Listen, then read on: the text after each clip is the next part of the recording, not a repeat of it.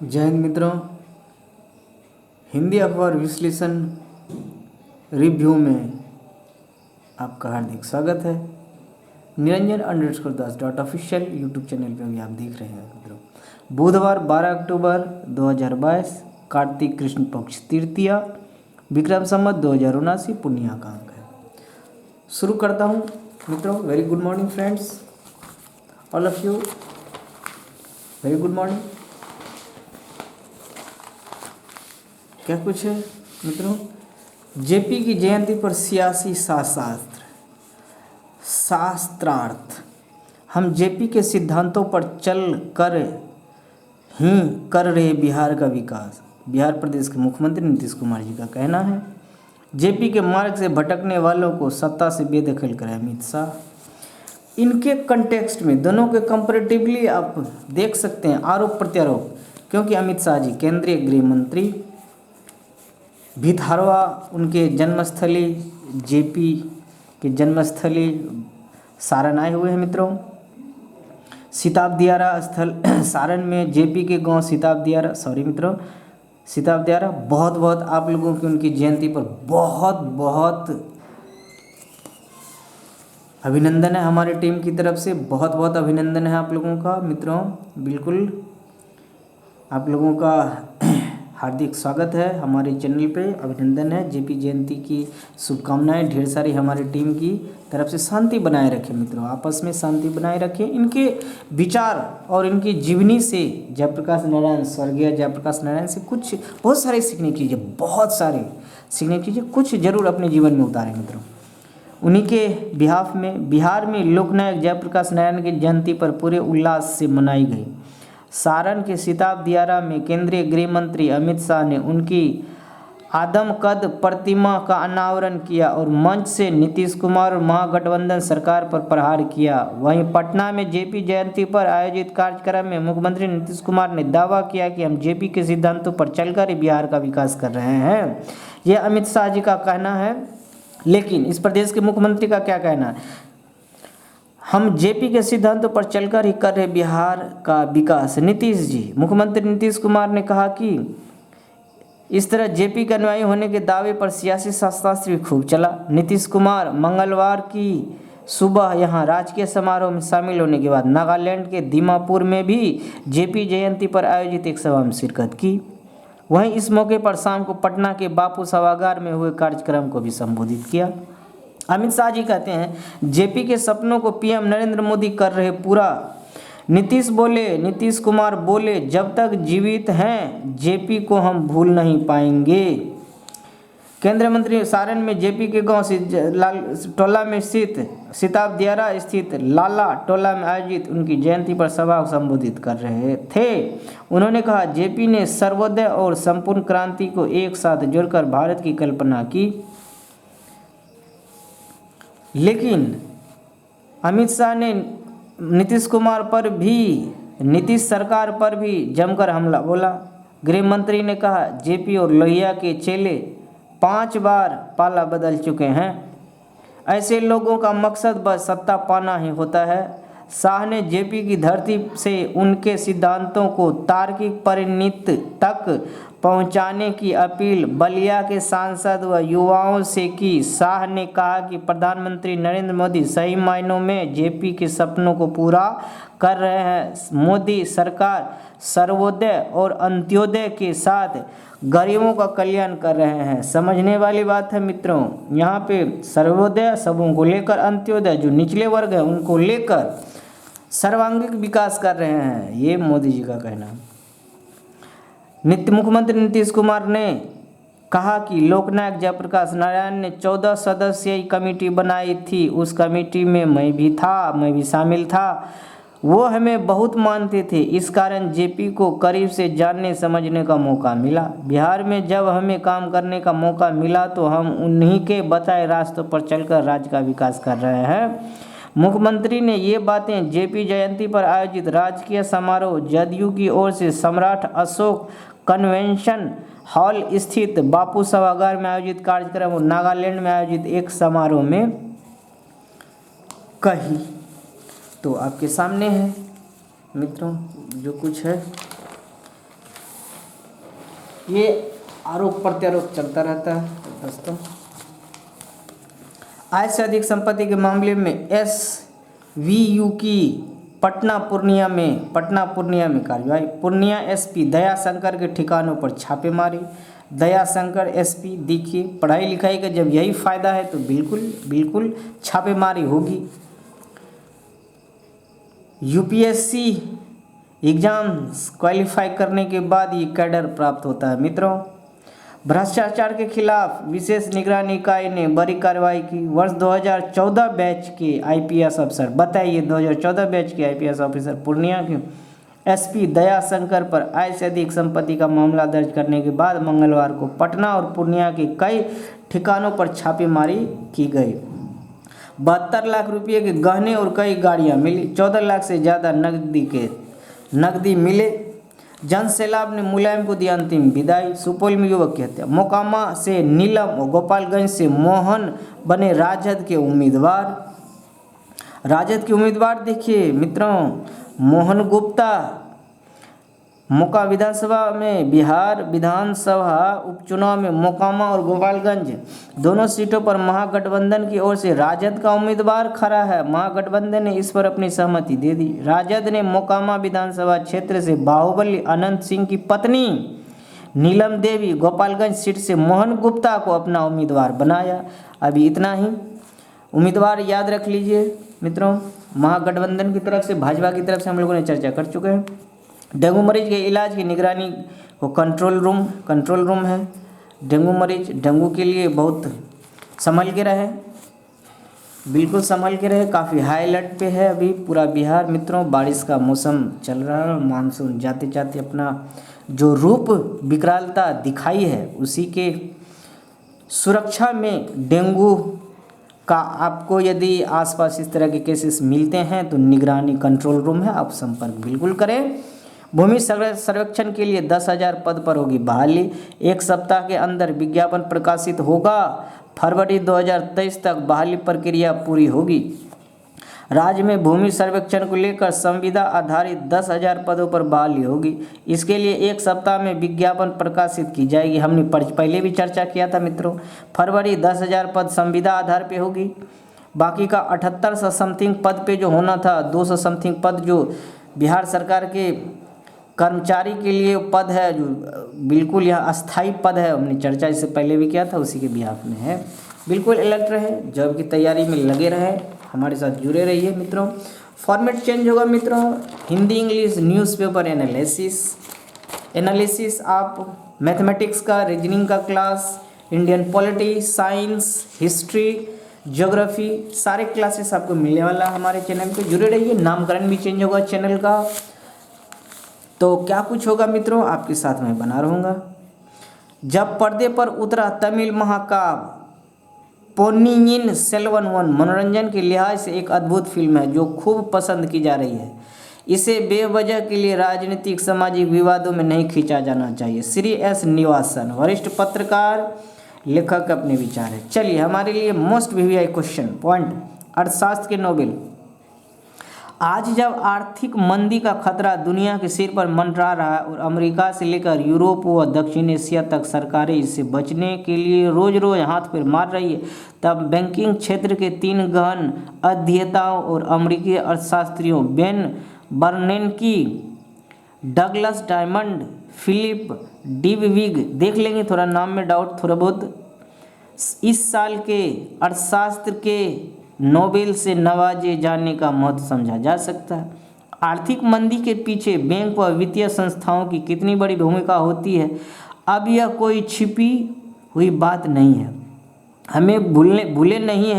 हम भूले नहीं हैं कि साल 2008 में अमेरिका की सबसे बड़ी वित्तीय संस्था में से एक लेहमैन ब्रदर्स से दिवालिया होने के बाद कैसे एक के बाद एक दूसरे बैंक व वित्तीय संगठन धराशायी हो गए थे और विश्व भर की अर्थव्यवस्था को भारी संकट का सामना करना पड़ा था। ऐसे में इन तीनों अर्थशास्त्रियों का काम काफ़ी महत्वपूर्ण है, जो बताता है कि संकट के दौरान बैंकों की भी भूमिका बड़ी होती है और उन्हें धराशायी होने से बचाने के लिए किस किस तरह के कदम उठाए जाने चाहिए। यह महज संयोग नहीं था कि 2008 की आर्थिक मंदी से भारत बहुत हद तक बच गया। दरअसल तब देश की बागडोर एक अर्थशास्त्री प्रधानमंत्री के हाथों में थी, जो भारतीय रिजर्व बैंक के गवर्नर भी रह चुके थे और ऐसे किसी भी हालात से निपटने में बैंकिंग क्षेत्र के रोल से वाकिफ थे। मनमोहन सिंह सरकार ने तब फौरन 30,700 करोड़ रुपये के प्रोत्साहन पैकेज की घोषणा की थी और दूसरे तमाम बजटीय प्रावधान किए थे। अर्थशास्त्री बेन बर्नेंकी का भी कहना है कि पिछली सदी के तीसरे दशक में जो वैश्विक महामंदी आई थी, उसका एक बड़ा कारण प्रोत्साहन नीति का न होना भी था। बैंकों का धराशायी होना जाना भी था। बैंकों के पास ऐसी नीतियों का घोर अभाव था कि वे दिए गए कर्जों का उत्पादक इस्तेमाल सुनिश्चित कर पाते। इस नीतिगत कमी ने न केवल अर्थव्यवस्थाओं को गंभीर नुकसान पहुंचाया, बल्कि मंदी की अवधि को भी विस्तार दे दिया। बर्नेंकी जहां बैंकों की विफलता के बाद स्थिति के बारे में बताते हैं, तो वहीं डायमंड डीविग बताते हैं बैंक धराशायी क्यों हुए थे। बकौल डायमंड डीविग बैंक जमाकर्ताओं के भरोसे को बहाल रखने में नाकाम हो गए थे। बैंक जमाकर्ताओं के भरोसे को बहाल रखने में नाकाम हो गए थे, इसलिए उनकी हालत खराब होने का अफवाह क्या उड़ी। खाता धारक अपना जमा धन निकालने के लिए एक साथ बैंकों की ओर दौड़ पड़े। चूंकि बैंकों ने लंबी अवधि के लिए कर्ज दे रखा था, अतः फौरन वसूली में वे सक्षम न थे, इसलिए नीतिगत कुप्रबंधन से उनकी लुटिया डूबी। नोबेल सम्मान की प्रतिष्ठा और प्रासंगिकता अब तक अक्षुण्ण है, जो इसकी एक बड़ी वजह यह है कि इसके सम्मानितों का योगदान भविष्य की बेहतरी से लिहाज से बढ़ा रहा है। विज्ञान 1, अर्थशास्त्र 2, साहित्य 3, विश्व शांति 4 से जुड़े हुए इन सम्मानित क्षेत्रों ने तंत्र इंसानियत को रास्ता दिखाने का काम किया है। निसंदेह नोबेल सम्मान भी विवादों की आलोचनाओं से परे नहीं है, बल्कि हाल के वर्षों में कई नोबेल सम्मानों को लेकर काफ़ी टीका टिप्पणी भी हुई है। पर एक लोकतांत्रिक विश्वास में ऐसे आलोचनाओं, ऐसे विमर्शों का स्वागत ही किया जाना चाहिए। अलबत्ता इन तीनों अर्थशास्त्रियों ने जो बातें बताई वे वित्तीय तंत्र के लिए बेहद महत्वपूर्ण है। यकीनन दुनिया भर की अर्थव्यवस्थाओं को उनकी स्थापनाओं से मदद मिलेगी। बिल्कुल, ये जो इनका कॉन्सेप्ट आप niranjan_das.official पे निरंजन दास द्वारा प्रेषित किया जा रहा है, आपने सुना, इनको समझा, समझने में अर्थव्यवस्था की हालत समझने में मदद मिलेगी। मित्रों, अपना बिजनेस पेट्रोल डीजल नहीं एथेनॉल से चलेगी या हाइब्रिड ईवी। क्या है एथेनॉल? एथेनॉल एक तरह का अल्कोहल है मित्रों, जिसे पेट्रोल में मिलाकर गाड़ियों में इस्तेमाल किया जा सकता है। इसका उत्पादन गन्ने की फसल से होता है, लेकिन शर्करा वाली कई अन्य फसलों से भी इसको तैयार किया जा सकता है। एथेनॉल में 35% ऑक्सीजन होता है। इसको ईंधन की तरह इस्तेमाल करने से नाइट्रोजन ऑक्साइड उत्सर्जन में कमी आती है। आयात बिल घटाने में मदद है। किसानों को मिले 40,000 करोड़।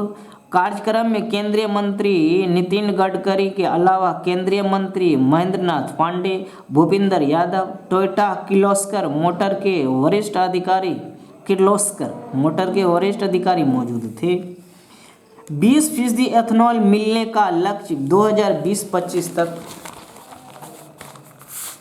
20% एथेनॉल मिलाने का लक्ष्य 2025 तक पेट्रोल में ये लक्ष्य रखा गया है। मित्रों, फ्रेंड्स ध्यान देंगे, 30,000 करोड़ रुपये सालाना तेल आयात पर खर्च बचेगा। 8.6 करोड़ बैरल कच्चे तेल के बराबर बचत होगा। ये बहुत ह्यूज अमाउंट है। प्रति लीटर 20 रुपये बचेंगे। भारत में पेट्रोल में इथेनॉल 20% मिलाने से प्रति लीटर करीब 20 रुपये की बचत हो सकती है। एथेनॉल की कीमत 60 से 62 रुपये प्रति लीटर है। 1 लीटर एथेनॉल करीब 750 से 800 मिलीलीटर पेट्रोल के बराबर होता है। इस तरह पेट्रोल ईंधन पर हर लीटर पर होने वाले खर्च में 20 रुपये की बचत होगी। 20 से ज़्यादा आता है मित्रों, सही से कैलकुलेशन आप लगाओगे तो ज़्यादा आता है, क्योंकि इथेनॉल प्रति लीटर 60 से 62 रुपये, लेकिन पेट्रोल आपको 100 रुपीज़ अप्रॉक्स मिल रहा है।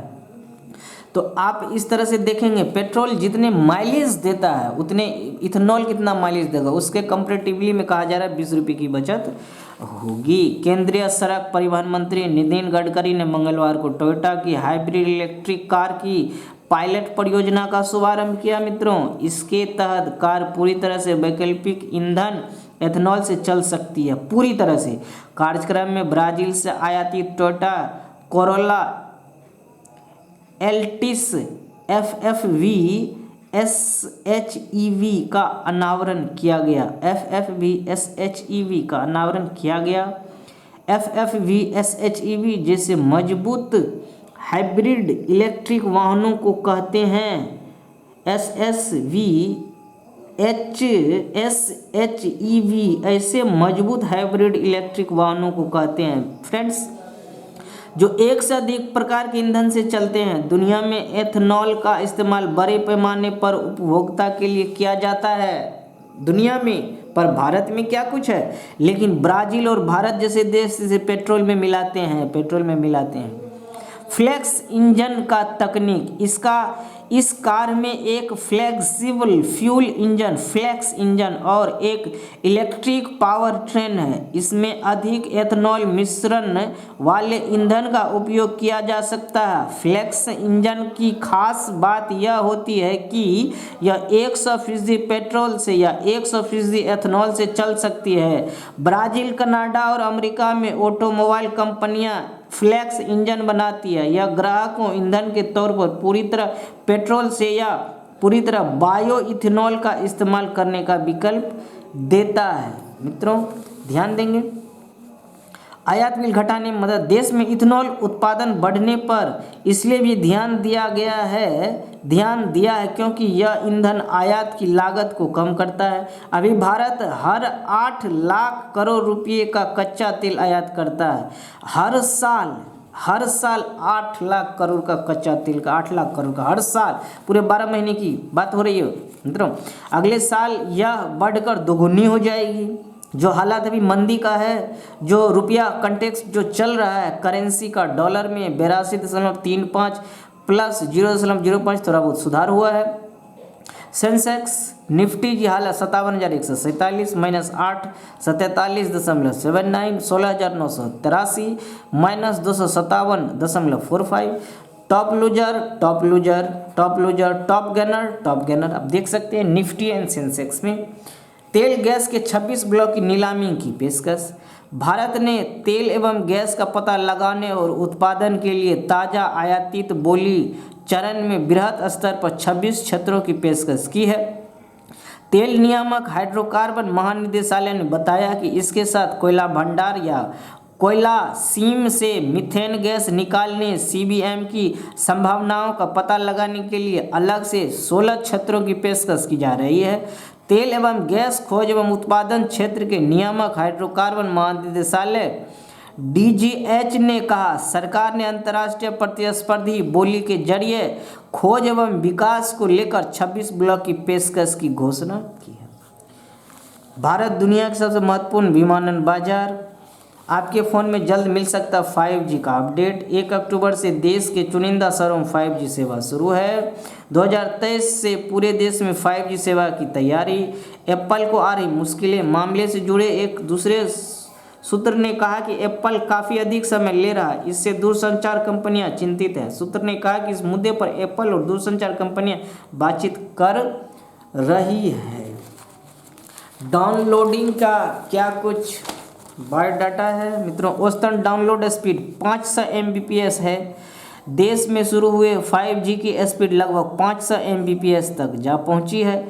उकला की रिपोर्ट के अनुसार जून से अब तक के आंकड़े बताते हैं कि दिल्ली में जियो के नेटवर्क पर 5G की औसतन डाउनलोड स्पीड रिकॉर्ड 598.58 Mbps दर्ज हुई। यह एयरटेल से 3 गुनी से भी अधिक है।